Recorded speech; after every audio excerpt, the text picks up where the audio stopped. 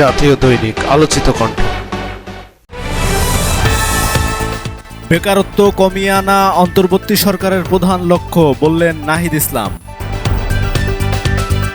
নিত্যপণ্যের বাজার মনিটরিংয়ে মাঠে নামছে টাস্ক ফোর্স, বললেন উপদেষ্টা আসিফ। হাসিনার এজেন্টরা ইউনূস সরকারকে সফল হতে দিবে না, বললেন রিজভী। দেশের ক্লান্তি লগ্নে সেনাবাহিনী মানুষের পাশে দাঁড়িয়েছে, বললেন ডক্টর ইউনূস। বন্যায় ক্ষয়ক্ষতির পরিমাণ 14,421 কোটি টাকা, বলছে সিপিডি। শীঘ্রই আনুষ্ঠানিকভাবে পুলিশ সংস্কার কাজ শুরু হবে, বলছে কমিশন প্রধান।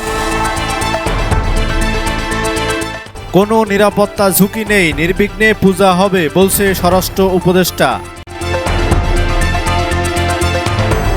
মধ্যপ্রাচ্যে প্রথম বাণিজ্যিক জুয়ার লাইসেন্স অনুমোদন আরব আমিরাতের। জাতীয় দৈনিক আলোচিত কণ্ঠ।